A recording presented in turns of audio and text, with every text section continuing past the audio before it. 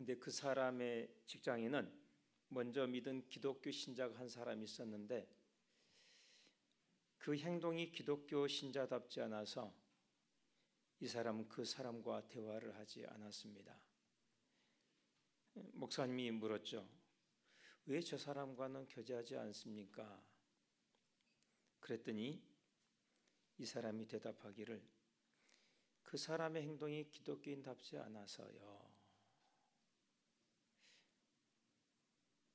그러자 목사님이 이렇게 말했습니다. 하나님은 저 사람을 당신보다 더 사랑하셔요. 약간 충격을 받았죠.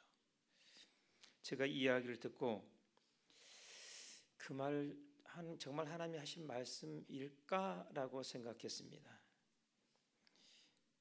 하나님 분명히 그 사람을 사랑하실 겁니다. 그러나 한 영혼을 얼마나 사랑하는지 표현하실 때 하나님은 보통 비교를 하시는 법이 없습니다. 어쨌든 목사님의 말씀은 효과가 있었습니다. 저도 그 사람의 행동이 부족하다고 할지라도 하나님 그 사람을 사랑하실 것이라는 데 동의합니다. 여러분도 아마 동의하실 겁니다. 그런데 아시다시피 사랑하는 사람이 있고 사랑스러운 사람이 있습니다. 아무리 속을 썩이고 부모를 부끄럽게 하는 자식이 있어도 부모는 자식을 사랑하게 마련이죠. 그래서 자식은 늘요 사랑받는 자입니다. 하지만 자식 중에도 사랑스러운 자식이 있죠. 부모의 마음을 알아주고 부모의 마음을 위로해 줄 줄 아는 그런 아름다운 마음을 가진 자식이 있다라는 말입니다. 보기만 해도 사랑스럽죠. 사랑스러운 자식입니다. 모든 부모는 사랑하는 자식이 사랑스러운 자식이 되기를 소망합니다. 하나님도 마찬가지입니다. 우리는 하나님께 사랑받는 자녀입니다. 그렇지 않습니까? 나는 사랑받지 못한다고 생각하시는 분 계신가요? 분명히 말씀드리지만 우리는 모두 다 하나님의 사랑받는 자녀입니다. 아무리 못났어도 아무리 죄와 허물이 많아도 우리가 하나님의 사랑받는 자녀라는 사실만큼은 절대 변하지 않습니다. 그러나 하나님은 우리가 하나님의 사랑스러운 자녀가 되기를 원하십니다. 맞죠? 우리를 바라보시기만 해도 기쁨이 이 마음속에서 일어나고 그래서 내가 너를 사랑해. 너 알지? 너는 나의 기쁨이야. 그런 사랑의 고백을 하지 않고는 견딜 수 없게 만드는 그런 사랑스러운 존재가 되기를 바라신다는 말씀입니다. 그리스도인으로서 우리의 삶은 하나님께서 그리스도 안에서 우리를 받으심으로 시작됩니다. 그리고 그리스도인으로서의 우리의 삶은 우리 자신을 하나님께 향기로운 산 제물로 드릴 때 완성이 됩니다. 하나님께 향기로운 산 제물이 되는 삶은 하나님을 닮은 삶, 그리스도를 닮은 삶입니다. 그 삶은 어찌하다 보니까 우연히 얻게 되는 그런 삶이 아니라 매일의 삶에서 의도적으로 매 순간 버릴 것은 버리고 취할 것은 취하는, 해야 될 것은 마땅히 하려고 애를 쓰고 하지 말아야 될 것은 어떻게 해서든지 하지 않으려고 몸부림치는 매일 매 순간의 결단의 삶 가운데서 얻어지는 것입니다. 그렇다면 우리가 버려야 할 것은 무엇일까요? 오늘 에베소서 4장 31절 말씀은 5가지를 이야기합니다. 모든 악독과 노함과 분냄과 떠드는 것과 비방하는 것.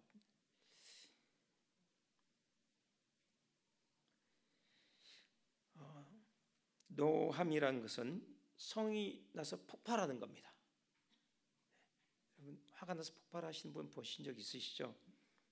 여러분 한 번쯤 그러셨을 것 같은데 폭발하지 않으신 분은 정말 존경스러운 분입니다. 저도 여러 번 폭발을 했습니다. 횟수가 갈수록 줄어들고 있긴 하지만 아직도 폭발합니다.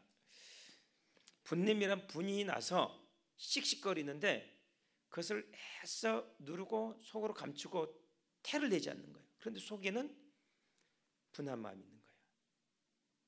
미워하는 마음이 있는 겁니다. 떠드는 것이라는 흥분하여 목소리를 높여 다투면서 소리치는 겁니다. 서로 소리치는 거예요. 비방하는 것은 뒤에서 나쁘게 말하고 조롱하는 것이고요. 악의는 못된 마음을 품고 못된 짓을 꾸미는 겁니다. 못된 심보죠. 이런 것들은 버립시다. 바가지 긁는 아내는요 평생 데리고 살아야 됩니다. 바가지 긁혀도요 보물처럼 여기고 이렇게 딱 데리고 살아야 돼요. 절대 버리면 안 되는 거예요. 그런데 이런 것들은 당장 버려야 됩니다. 물론 쉽지는 않죠. 반면 32절에는 우리가 꼭 붙잡아야 될, 우리가 취해야 할 덕목들이 나옵니다. 서로 친절하게 하며 불쌍히 여기며 서로 용서하기. 이것은 하나님께서 그리스도 안에서 우리에게 보여주셨던 모습입니다. 그래서 5장 1절에서 너희는 사랑을 받는 자녀처럼 하나님을 본받는 자가 되라고 말씀하고 있는 겁니다. 사랑한다는 게 뭘까요? 간단합니다. 용서하는 것이고요, 불쌍히 여기는 것이고요, 서로 친절하게 대하는 것입니다. 하나님은 그리스도 안에서 우리를 용서하셨고 우리를 불쌍히 여기셨고 우리에게 친절하게 대해 주셨습니다. 이것이 하나님의 사랑입니다. 그런 우리가 하나님을 본받기 위해서는 내가 먼저 하나님의 사랑을 받는 자녀라는 사실을 깊이 깨달아야 돼요. 정말 하나님 나를 사랑하시는구나, 나는 사랑받는 하나님의 자녀구나, 이 생각 속에서 새록새록 솟아나야 되는 거예요. 그럴 때 비로소 나는 다른 사람에 대해서 너그럽게 용서할 수 있게 됩니다. 부드럽고 친절하고 따뜻하게 대줄 수 있게 돼요. 그런데 만약 하나님의 이 은혜와 사랑이 내 안에 충분하게 공급되지 않으면 다른 사람 사랑할 수 없습니다. 너무 힘들어요.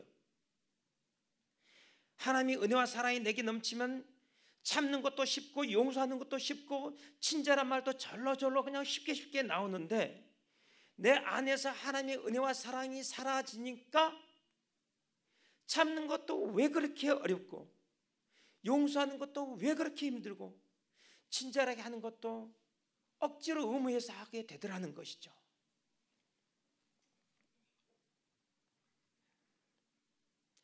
용서한다고 하지만 차가운 용서가 되기 쉽습니다. 용서했어, 나 이미 용서했어 말하지만 그 사람을 향해서 친절하게 하거나 따뜻하게 대하지 않습니다. 굳이 같이 밥 먹고 싶어 하지 않습니다. 용서했다고 말하는데 상대에 대해서 불쌍히 여기는 마음이 없어요. 차가운 용서죠. 근데 잘 생각해 보면요, 하나님의 은혜와 이 사랑이 내 안에 차고 넘칠 때는요, 그 사람 입장에서 그 사람은 이 불쌍히 여기는 마음이 들고 그 사람이 이래서 이런 거야 라고 다른 사람에게 변호까지 해주지 않습니까? 마치 내가 그 사람인 것처럼 그 사람 입장을 잘 헤아리게 되더라는 것이죠. 은혜와 사랑이 사라지면요, 그 사람 입장에 사고 싶은 마음도 사라지고 그 사람 입장에 살려고 해도 서지지가 않습니다. 연말입니다. 연말 되면 꼭 나타나는 증상, 연말 증후군이 있습니다. 목사님, 이제는 쉬고 싶어요. 목사님, 이제는 내려놓고 싶어요. 안 될까요? 근데 이 증상이 나타나면, 이게 제가 20년 동안 관찰한 결과입니다. 희한하게 몸도 더 아프고요, 그만둘 이유도 더 많이 생겨요. 참 희한한 일이죠. 어떻게 합니까? 지치면 섬기기 어렵습니다. 지치면 사랑하기 어렵습니다. 지치면 포기하기 쉽습니다. 지치면 자신에 대해서도 쉽게 포기합니다. 그래서 지치지 않는 것이 중요합니다. 지치면요, 기다리는 것도 지치고, 화내는 것도 지치고, 실망하는 것도 싫고, 스트레스 받으며 싸우는 것도 싫고, 설명하는 것도 싫고, 구차해지는 것도 싫습니다. 모든 것이 싫습니다. 나이가 들면서 에너지가 빨리 소진되는 것도 하나의 이유가 되겠죠. 그러나 근본적인 이유는 우리 안에 은혜와 사랑이 떨어졌기 때문입니다. 이것은 육체적인 문제가 아니에요. 영적인 문제입니다. 에너지는 은혜와 사랑에서 나오는 것이에요. 저는 연세 많이 드신 80, 90 넘은 할머니들, 할아버지는 별로 없었던 것 같아요. 할머니들, 지치지 않는 사랑으로, 체력은 점점 떨어져 가지만은 그 마음만큼은 지치지 않는 사랑으로 섬기려고 애를 쓰는 모습을 많이 봤어요. 은혜와 사랑은 하나님이 우리를 위해 그리스도 안에서 무엇을 하셨는가, 이것을 깊이 묵상하고 그 사랑을 담게 달라고 기도한 데서 나옵니다. 그런데 지치면 묵상하는 것도 어렵고 기도하는 것도 어렵다라는 말씀입니다. 내가 하늘의 양식을 먹어야, 내가 은혜와 사랑을 받아야 지치지 않을 텐데, 그게 부족하니 금방 지치는 것이죠. 사랑하는 성도 여러분, 지치지 않으려면요, 어떻게 해서든지 말씀을 가까이 해야 됩니다. 어떻게 해서든지 하나님 앞에 엎드려야 됩니다. 우리가 육체적으로 지칠 수는 있지만 우리 마음이, 우리 정신이 지치지 않고 병들지 않고 약해지지 않고 더 뜨겁게 주님을 사랑할 수도 있지 않겠습니까?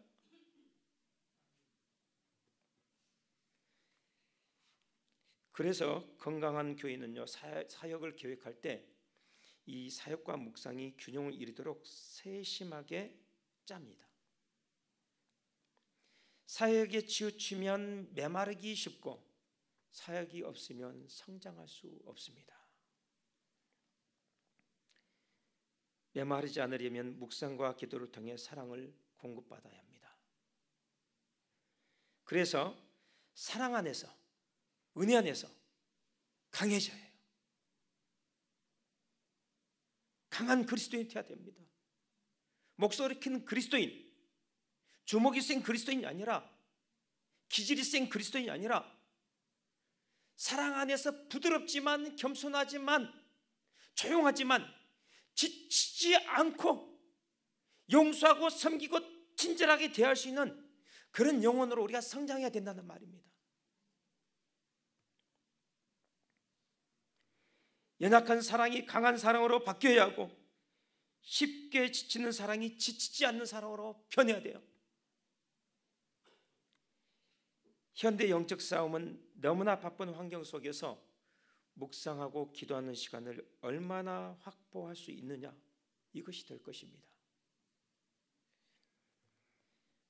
오늘 보면 에베소 5장 2절 말씀은 우리가 자만하는 자가 되지 않도록 그리스도의 사랑을 기준으로 제시합니다. 그리스도께서 너희를 사랑하신 것 같이. 나름대로 한다고 자부하신 분들이 계세요. 그럴 때는 얼른 그리스도의 기준을 자기 앞에 세울 줄 알아야 됩니다. 예수 그리스도께서 우리를 사랑하신 것 같이 사랑하는 것입니다. 그렇게 생각하면 자랑할 사람이 없게 될 것입니다. 그리스도는 우리를 위하여 사셨습니다. 부모가 자식을 위해서 사는 것보다 더 우리를 위해서 사셨어요. 나이가 들어가면서 그냥 부모님 단어만 떠올려도 이게 뭐가 이게 좀 달라요. 갈수록 달라지는 것 같아요. 이건 나이를 먹어야 되나 봐요.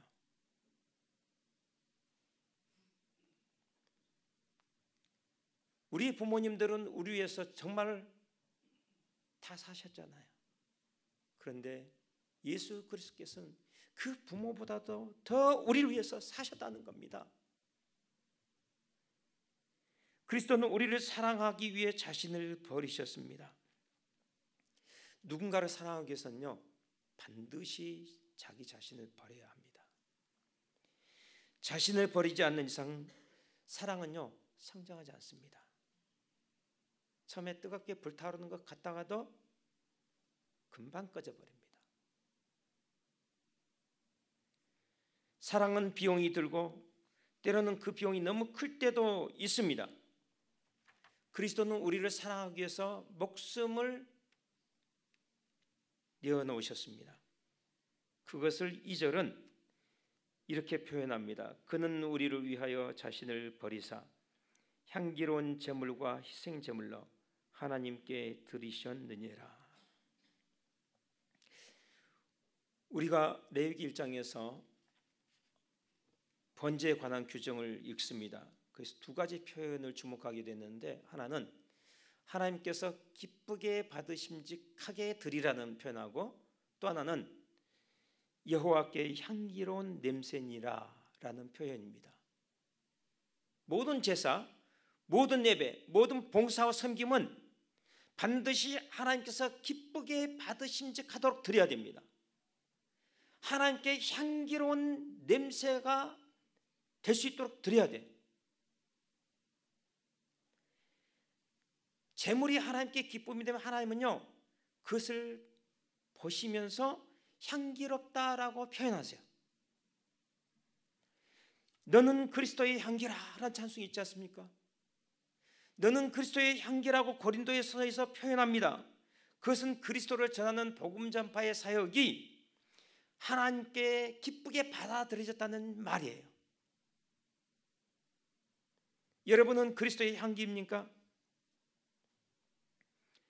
우리의 봉사하는 것, 우리의 삶이 하나님을 기쁘시게 하면 하나님은 그것을 향기로운 제물로 받으십니다.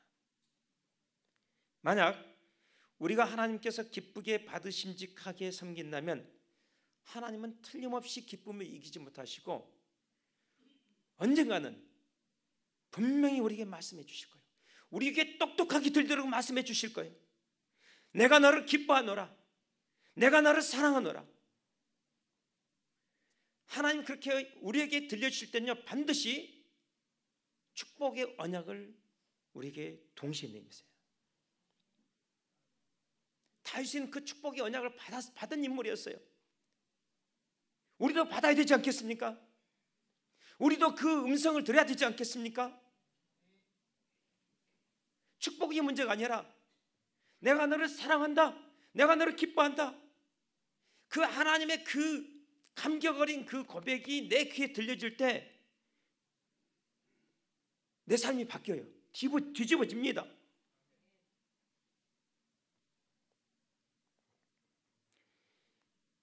예수님은 요단강에서 세례를 받으시고 물에서 올라오실 때 이 음성을 들었습니다.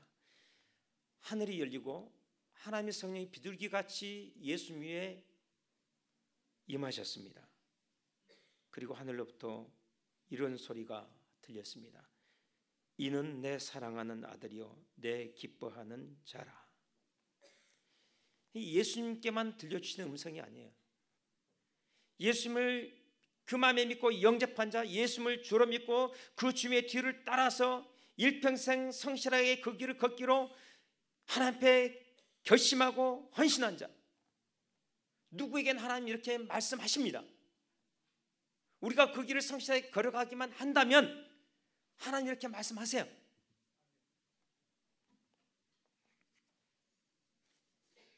예수님은 우리를 위하여 자기를 버리셨습니다. 그래서 하나님 앞에 향기로운 제물이십니다. 십자가에서의 죽음의 순간만이 향기로운 순간이 아닙니다.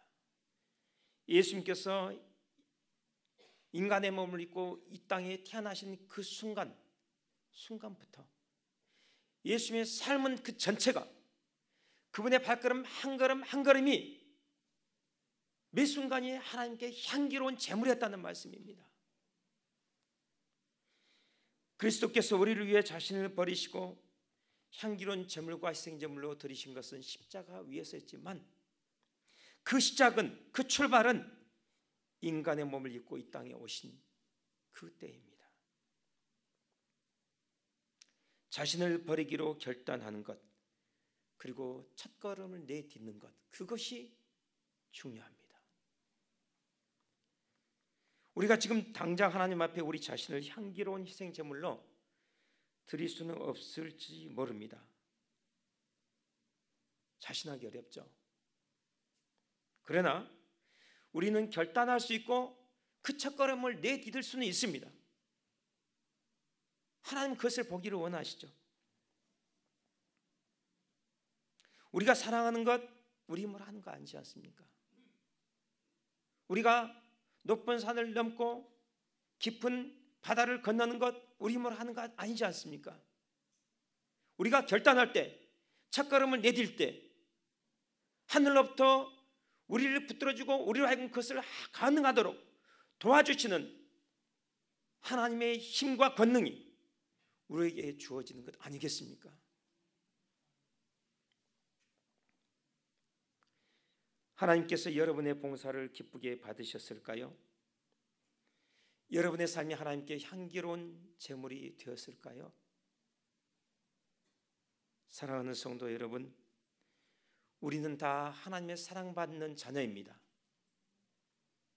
그러나 우리는 한 걸음 더 나아가 사랑스러운 자가 되어야 합니다. 우리의 사랑은 계속해서 자라가야 합니다. 그리스도에 이르기까지 자라가야 합니다. 지치지 않는 사랑을 할 줄 아는 자가 되어야 합니다. 그래서 하나님께서 사랑하시고 기뻐하신 자가 되어야 합니다. 이는 내 사랑하는 자녀요 내 기뻐하는 자라는 음성을 들어야 합니다. 이런 귀한 축복이 저와 여러분의 있기를 소원합니다. 기도하겠습니다.